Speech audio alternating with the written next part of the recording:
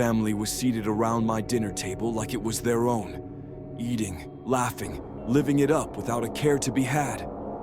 But as soon as I entered, the party stopped. They just sat there, staring at me as if I was the one who didn't belong. Thomas filled the dead air.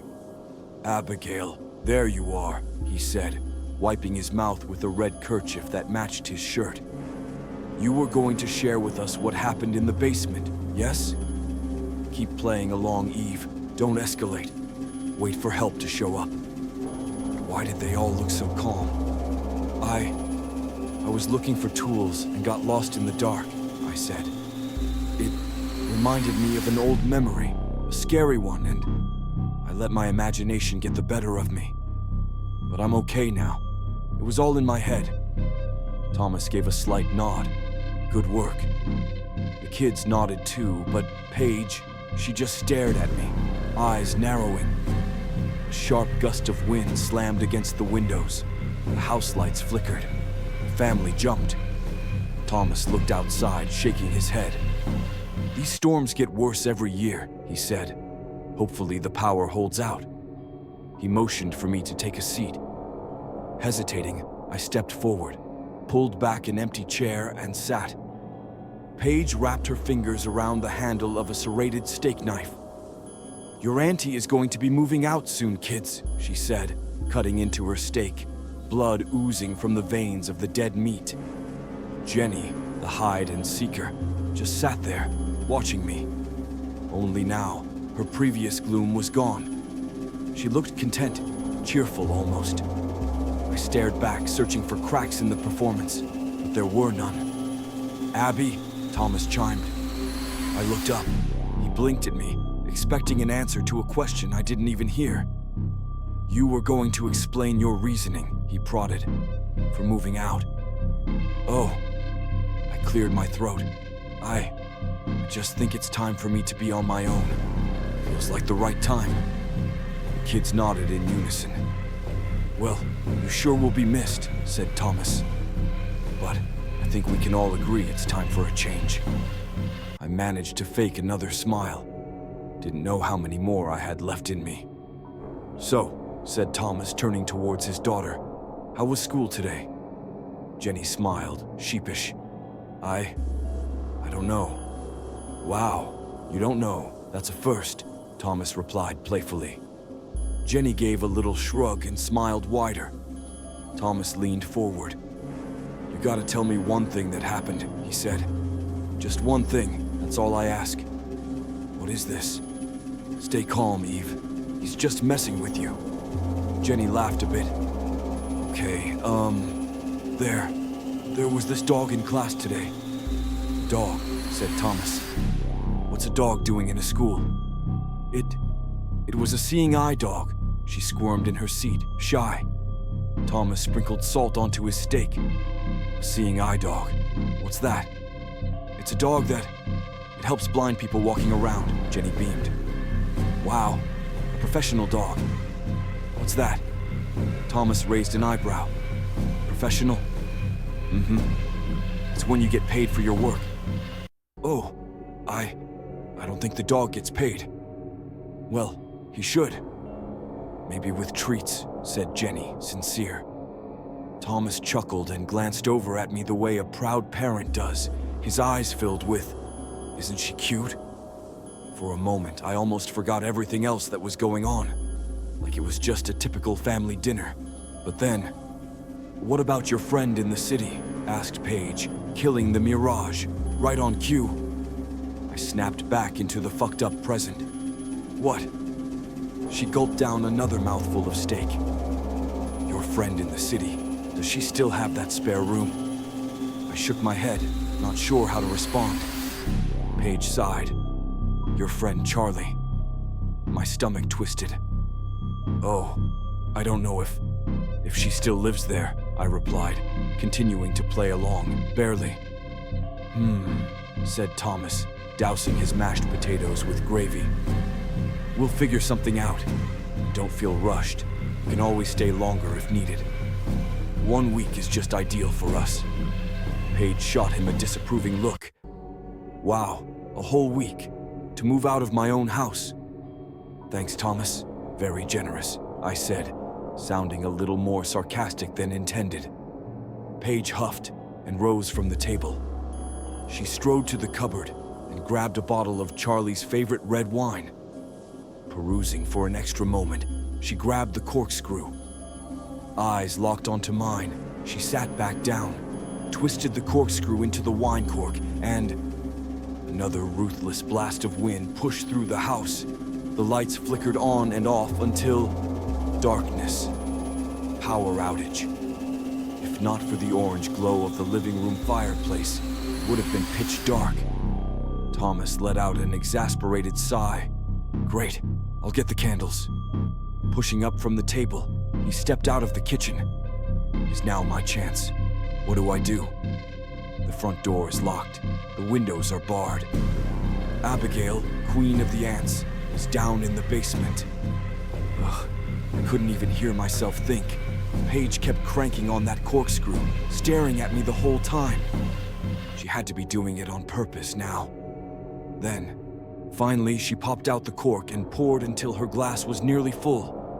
Right to the brim. Classy. But that's when I noticed the necklace.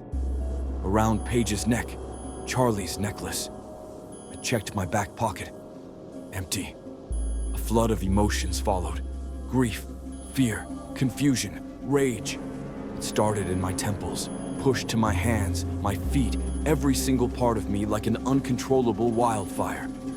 Until now, I'd been in denial about what happened downstairs.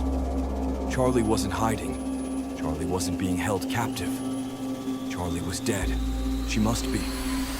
Yes, Abigail said. Charlie was alive, but I saw that hammer. It was covered in blood.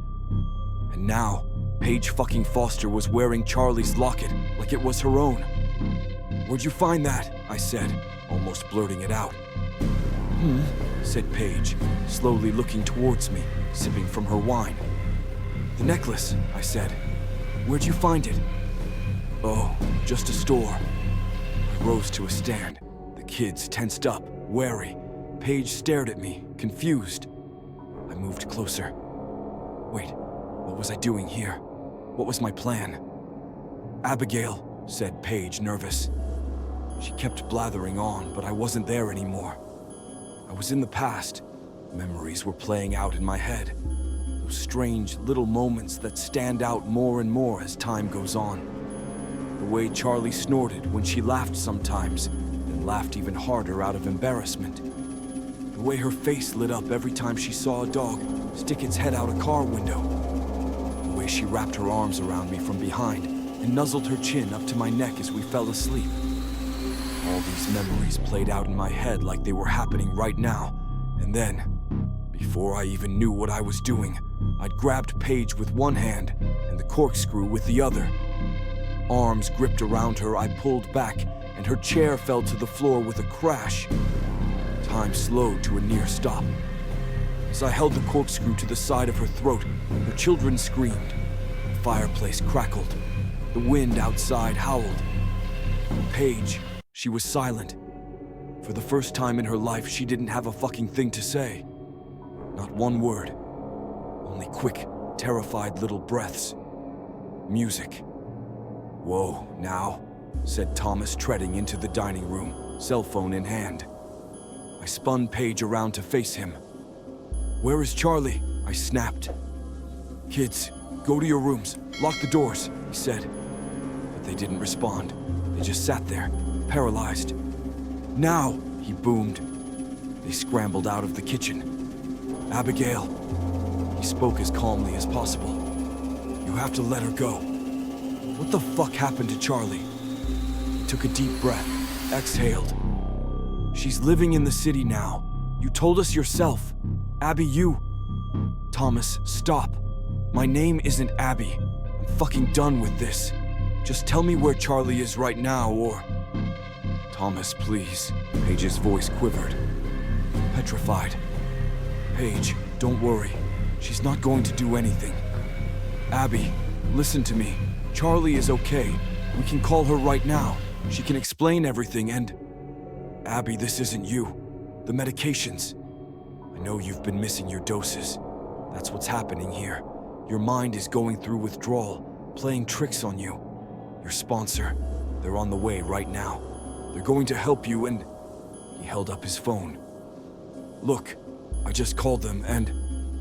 Thomas, I yelled so loud it shook the floorboards. I lowered my voice.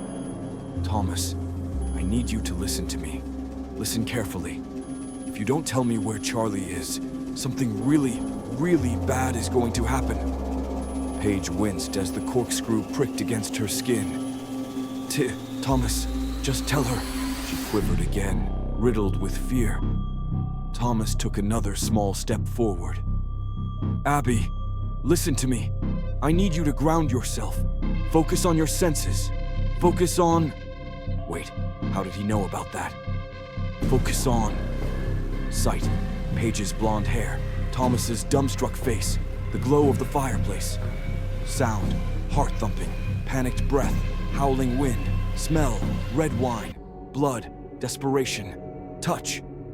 My hand gripped tightly around the corkscrew, and... A sudden clawing pain shot through my right thigh. My whole body tensed up in a spasm. I staggered backward, let go of Paige, and looked down. Holy fuck. She stabbed a steak knife right into my thigh. Then I realized my hands were empty. The corkscrew was gone. Paige toppled to the floor like a bowling pin. The bloody knife was still in her hand. She hit the ground, choking, gargling. What just happened? My eyes darted around for an answer, until finally I saw. The corkscrew was lodged, handle deep, into the side of Paige's throat. I must have... I didn't mean to. A thin line of blood trailed down her neck, onto the hardwood floor. Her mouth slowly opened and closed, opened and closed, like she was trying to speak, trying to breathe. Paige, Thomas whispered, stunned. I stumbled backward into the kitchen. Snapping from his daze, Thomas collapsed to the floor over Paige. He held her neck, trying to stop the bleeding. Paige, his voice cracked. He stared into her eyes, but her gaze just flicked side to side, empty. Desperation growing, Thomas pressed harder, trying to stop the bleeding. Mind spinning, leg throbbing, I limped out of the kitchen and into the hallway. Paige wasn't human, I told myself. She wasn't even real. None of this is real. But it felt real, more real than anything I'd ever felt. Every memory I ever had, good or bad, it didn't matter. Everything drowned in the present. Staggering into the moonlit foyer, I went for the door. Locked. Already knew that. Fuck. I needed to get out of here. I looked down. A dark circle of warm blood seeped through my jeans. Deal with that later. Just get outside. I turned around and remembered. The hammer. I could use it to pry open the door. Paige, Thomas whimpered from the kitchen. I'm here. I'm here, Paige. I'm not leaving. Focus, Eve. I swept back into the living room, trudged up to the so-called quiet corner, snatched up the hammer, and scrambled back to the foyer. Wasting no time, I shimmied it pry bar first into the door frame and wrenched back. The wood splintered and strained. I kept prying, kept pulling, but it seemed hopeless. It seemed... Thomas screamed. Animalistic, filled with unimaginable grief. Rage. And I knew exactly what it meant. Paige was dead. No. No. No. He trailed off into a strange guttural moan, tragic and terrifying all at once. His clenched fist thud against the floor, an impact so heavy I could hear the hardwood crack. More screaming, thrashing. Now he was breaking things, tearing apart the kitchen. Wrathful. I pried on the door harder and harder, but it was no use. It wouldn't budge. Abigail, he screamed, voice filled with murder. Fuck the door. Hammer still in hand, I scrambled upstairs. Thomas charged into the foyer, just in time to see me disappear at the top of the steps. Right leg going numb, I pushed off the wall and staggered down the hallway. Behind me, Footsteps thundered up the stairs like an ever-rising war drum. I tried the first door. Locked. The next one. Locked. My eyes shot down to the end of the hall. Abigail's bedroom. Fuck it. I burst inside, slammed the door shut. Spinning around, I pressed my back up against it. I scanned the room, searching for somewhere to hide. Somewhere to... Abigail. She was standing in the far corner of her room, back turned, head slumped. Shaking, sobbing, weeping. I didn't know. I'm sorry. She whimpered again and again. Sorry about what? Behind me, the door burst open, and Thomas slammed into me like a freight train. Thrusting me against a barred window, he jammed his forearm against my throat, crushing it. He stared into my eyes, silent, possessed by rage, sorrow. As I gasped for air, I looked to the far corner. Empty. Abigail was gone. Was she even there to begin with? I looked back to Thomas. Before this, I thought maybe he'd been putting on a show, but now I could finally see it in his eyes. He actually believed he lived in this house. He actually believed I was his sister, but... We did so much for you, he snarled, spit spraying my face. We gave you everything. With his free hand, he clutched me by the hair, jerked my head forward, and smashed it back into the wall. Throbbing pain. We accepted you into our home. He slammed my head back again, harder this time, each impact heavier than the last. Pain radiated, vision grew blurry. This was it. I was going to die. This was... Might as well fight back, dipshit. With my left leg and all of my remaining strength, I kneed him in the stomach. Winded, he staggered backward and crumpled to his knees. I gasped in air, barely conscious. He looked up, readied himself to lunge, and I swung the hammer, claw end first, to the side of his face. A sickening crack filled the room as it lodged into his jaw. Still on his knees, Thomas stared up at me in disbelief. He didn't think I was capable of this. Neither did I. Our eyes locked for a strange, quiet moment, and then... I pressed my foot onto his stomach, pushed it forward, and, with both arms, all my strength, wrenched back. The hammer tore open his face with a sickening, wet sound. His perfect teeth ripped out and clattered to the floor in a bloody mess. He crumpled over. Blood trailed down his jaw, over his neck. The torn flap of his cheek hung open, dangling. Fucking horrific. And slowly I raised the hammer, tensed up, and Thomas started sobbing. His pitiful rising whimpers filled Abigail's room like a noxious cloud. He was holding his face now, as if trying to put himself back together. Blood seeped through his fingers, and his whimpering grew more panicked, more desperate. Please, please don't. Abby, please, he sputtered, drooling ropes of blood onto the floor. And all the while, I just stood there, hammer raised, readying myself to finish the job, but I couldn't. Despite all my fear, all my hatred, I couldn't bring myself to do it. Paige was an accident. I'm not a killer. I lowered my arm. The blood-soaked hammer slipped from my hand and fell to the floor. I staggered back towards the hallway, stepped out, and started to pull the door shut. But at the last second, Thomas' eyes snapped up, and his face twisted into a mangled grin. Where are you going, Eve? I yanked the door shut and held it. Why the fuck did he just call me that? Hold that thought. I grabbed a red chair from the hallway and wedged it under the door handle. Focus. But why the fuck was he smiling at me? Stop, Eve. Focus. Help isn't coming. They would have been here by now. Get outside. Get to the neighbors. But the front door was locked. All the windows were barred. Maybe there was something.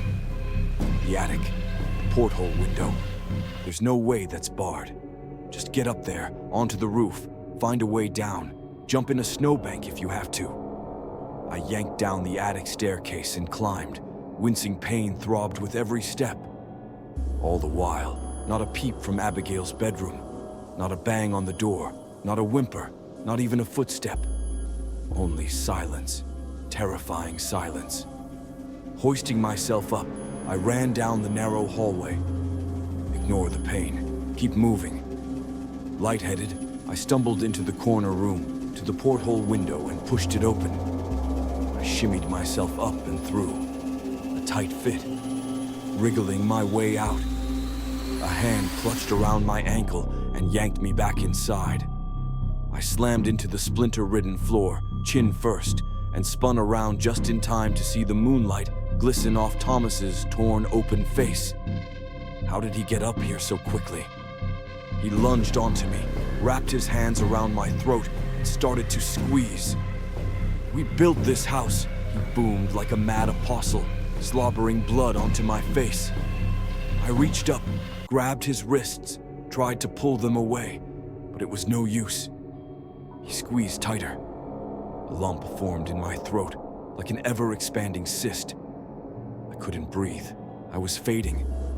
Shadows crawled from the corners of my eyes. Everything was becoming nothing. He lowered his voice to a spitting whisper. "We sowed the forest. Great. I get to die listening to a psychotic maniac." Right then, a shiny glint caught the corner of my eye. I looked over. Universal tire chains. "Thanks, Charlie." With a final push of resistance, I reached, wrapped the tips of my fingers around the chains. And we gave life to... I swung. The chains cracked into his temple, and his head twisted to the side. A red curtain of blood whipped onto the floor, the wall, the turtle painting. Slowly he turned back to me. Now, his gaze was empty, vacant. Blood trailed from his cracked temple into his twitching eye and dripped onto my cheek. His grip loosened. "We were here before the..." He trailed off into incoherent mumbles. Tire chains still in hand, I shoved him off of me and pushed up to standing. Thomas tried to stand too, but he couldn't. He fell back to his knees and looked up at me, barely conscious. He kept trying to talk, only to mutter incoherently. Kept trying to stand, only to fall back down. I stepped around, faced him from behind. "Where is Charlie?" I demanded. But Thomas only responded with more meaningless mumbles. Enough. I breathed in, and on my exhale, wrapped the chains around his neck. He pulled back. He reached up, pawing, trying to tear them away. Futile, weak. Pulling tighter, I pressed my knee into his back and pushed. He gasped, choking, wheezing. I pulled back even harder. He coughed a spatter of blood.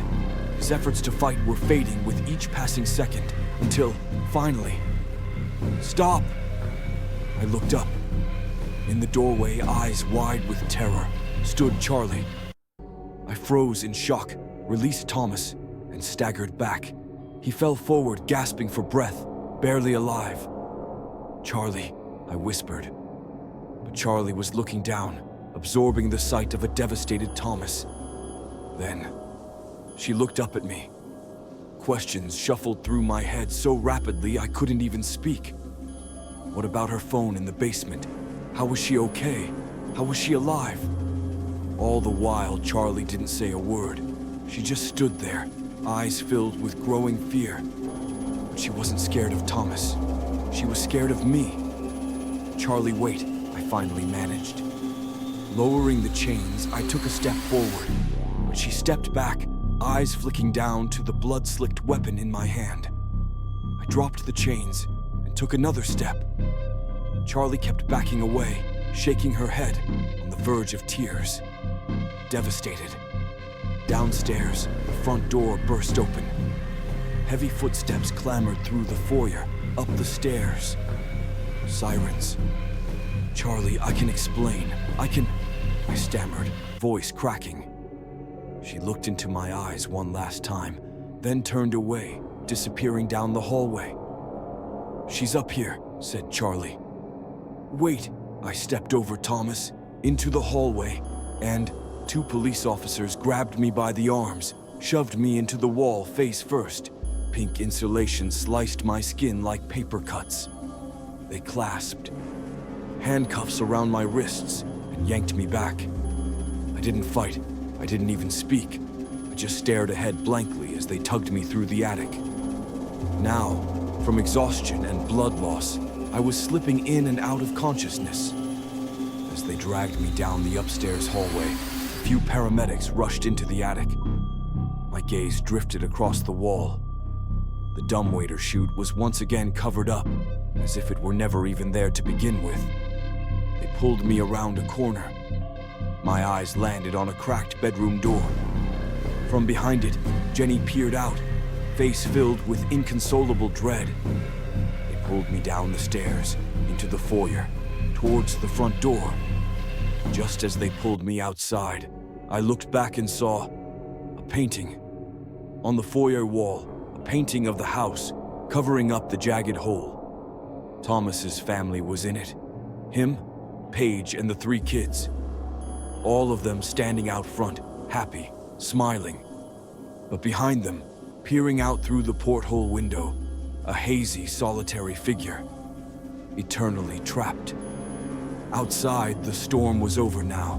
The snow was melting. As the sun crept up over distant mountains, the sky split down the middle, half night, half day. On the ground, commotion everywhere. Fire trucks, cop cars, ambulances, neighbors crowding on the street, Harpreet and Miguel among them. My eyes darted around, looking for Charlie, but she was nowhere to be seen. The cops dragged me down the driveway, past the yellow tape, through the crowds, onto the street, and then I saw, standing at the edge of the forest, hands once again covering her face like peekaboo, Abigail. But slowly she started to pull her hands apart, revealing her face bit by bit, until finally showing herself fully. This time in the early morning light. Her once dull eyes were now permeating with life, vitality. Her once sunken face was full again, red-cheeked. She looked straight into my terror-stricken soul and smiled, serene, a look of pure contented peace. Grateful. Grateful for what? Then she turned around, withdrew into the darkened woods, away from the crowds, the chaos, the house. Before I could even process what this meant, I was thrown into the back of a van, and the door slammed shut. Darkness. Everyone keeps calling me Abigail, but my name is Eve. I was born on October 3rd, 1987, at 2:56 in the morning. My current residence is 3719 Heritage Lane. My partner, the love of my life, is Charlie Bastian. We renovate old houses and flip them for profit. We've been together for the last 7 years. My name is Eve Palmer, but everyone keeps calling me Abigail Foster. Now, even according to official documents, the family owns the house, and they'd been living there for years. All my neighbors vouch for them, even Harpreet and Miguel. Nobody recognizes me anymore, not even Charlie. I still look the way I always have, but everyone treats me like I'm a completely different person. So now, beyond all reason, all justice, I'm locked away in a criminal psych ward, charged with 1 count of homicide and 1 count of attempted. Locked away in a room no bigger than a walk-in closet. White walls, rickety bed, cold fluorescent light. I'm not sure how long it's been anymore. Could be months, could be years. According to the lead doctor here, I've been in and out of mental wards my whole life. They tell me I've got a laundry list of psychotic delusions. They say my version of events, the story above, is nothing but an elaborate hallucination mixed in with little bits of reality. Complete fucking bull shit. I've done enough reading to know that psychotic delusions and hallucinations don't work that way. They don't work like they do in the stories, with continuity and tied up loose ends. These weren't hallucinations. These weren't delusions. Somehow, Thomas Foster bent reality around me like a frayed wire. And I'm pretty sure his sister Abigail was in on it too. I'm still putting it all together, but I think she took me down in exchange for her freedom. I think she replaced me. As for the rest of his family, I don't know if they were in on it, held captive or something in between. I'm still figuring that one out. What about Charlie? According to so-called officials, Charlie was nothing more than my part-time sponsor for the last 6 months. Basically a volunteer caretaker. Maybe that's what she is now. Maybe that's what she is in this reality. At first, I thought everyone was pulling some horrific stunt on me. Even the doctors. But like I said, neighbors, friends, even my own parents. Nobody recognizes me anymore. It's like Thomas Foster pushed me into a completely different reality. So who do I turn to? Charlie. I've tried to contact her dozens of times. Email, phone, even letters. But she's never responded. Not even once. The only good thing about this place is the library. I mean, don't get me wrong. I'm sure this facility helps people who actually need it. But I don't need it. I'm not psychotic. Thomas Foster is. That said, if this place didn't have a library, there's a good chance I would have actually lost my mind. They've got computers with internet too. Slow internet, but still.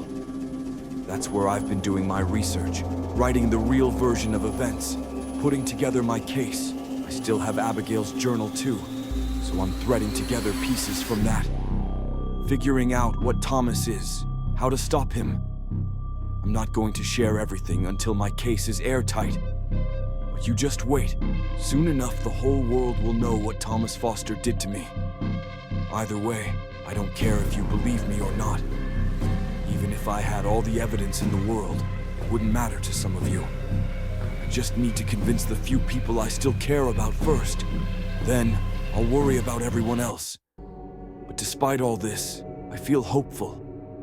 As long as I can stay stable, play along with the doctors. If nothing sets me off, then I can finally get out of here. Then I can finally talk to Charlie in person and explain what happened. Find a way to make everything go back to how it was before. At least that's how I felt up until a week ago. I was lying on my bed when my eyes caught something. Up on the white stucco ceiling, a solitary ant aimlessly wandering in circles. Abigail, a voice snapped me out of the daze. I turned. Standing in the doorway, a nurse, 2 security guards behind her. You have a visitor. Flickering cold fluorescent light cast over the visiting room. Faded brick walls, spaced apart tables. Guards standing at attention in every doorway. Finally, the door buzzed open, and in walked Thomas Foster, my father, my supposed brother. A sickening chill crawled down my spine. He caught my eyes from across the room and gave me a lopsided smile. The side of his face was scarred, but considering the injury, surprisingly well healed. His eyes were bright, present. I looked down at the table, staring at my handcuffed wrists. Part of me was expecting the visitor to be Charlie. I don't know why. Still holding out hope, I guess. Thomas sat down across from me. A long silence passed. Buzzing lights. From somewhere deep within the ward, muffled, hysterical laughter. Laughter that slowly turned into sorrowful weeping. "Abigail," said Thomas, finally breaking the silence. I didn't look up. My eyes traced back and forth along the handcuff's chain. Cleared his throat. It's okay if you're still not ready to talk. I understand. I just wanted to share a few things. Thomas waited for me to acknowledge him. I didn't. So, he just kept going. "This is kinda odd, but do you remember Walter?" "Nope." He continued. "Walter, my pet tortoise. You actually made me a painting of him for my 5th birthday. Still up in my office." He breathed out his nose. "I must have been 6, maybe 7 when he died. Even little things can feel pretty world-ending when you're a kid. Everyone kept trying to make me feel better. except Dad. He said I needed to get over it by the end of the day. Thomas chuckled bitterly. Mom said it was normal. Tommy, she told me, pets die all the time, part of life. Walter's up in heaven now. Thomas sighed, shifting weight. I don't know if you remember this, but you were the only one who actually made me feel any better. I looked up, but he was looking down at the table now. You just sat beside me, he continued, wrapped an arm around my shoulder and let me cry. That's it. No lessons, no advice, no ultimatums. You just sat there quietly and let me know it's okay to feel like crap sometimes, even if it was just a stupid turtle. He sniffed a little, eyes starting to water. Gosh, Abby, I don't know. I've been thinking a lot about you lately, and he looked right at me, but I looked away. It's okay if you don't want to talk, he went on. I get it. I just wanted to let you know that... He paused a moment, thinking over his next words carefully. I've been working on myself a lot, and through all this, your relapse, my injuries, Paige's passing, I've rejoined the church. Don't know if you even knew I'd lost my faith, but... He paused, again expecting me to say something, but I remained silent. He cleared his throat. I've been talking with the doctors here, and they said you've made a lot of progress. They said as long as you keep at it, keep improving, following their guidance, as long as nothing unexpected happens, you could be out on probation sooner than you think. I remained quiet. Look, he said, I've come to accept that you weren't in control of your actions. You have a condition you're getting treated for, and I just wanted to let you know that. Abby? He leaned in slightly. Abby, could you look at me? Slowly, I turned and stared blankly into his eyes. He stared back for a sullen moment. I forgive you. The words hung in the air like a rotting stench, but my face remained neutral. I looked away. Thomas kept hovering, waiting for a response, but again, I gave him fuck all. I wasn't playing his make-believe game, not anymore. A few tense seconds went by until he nodded slowly. I understand. We can talk when you're ready. He stood up, turned to leave, and froze. Oh, I almost forgot. Pivoting back, he reached into his coat pocket and pulled out a manila envelope. The guards said I could leave this here. He placed it on the table. I know it meant a lot to you and Charlie. Finally, I looked up at him. For the briefest of moments, his face twitched. Then he smiled sadly, turned around and went for the exit. Footsteps punctuated the silence. The door buzzed shut as he left the room. I just sat there staring at the envelope.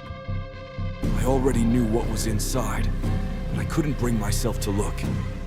Seconds dragged by like minutes until finally I reached forward, opened it, looked in, and aching sorrow filled every part of me. Inside, just as I expected, was the locket. Charlie's locket. I pulled it out, flicked it open, and there it was. The photo of me. The one Charlie took when we first started dating. The one she put up in her gallery on that rainy Seattle day. The one in which, at the last second, I turned away, held up my hand, and hid my face.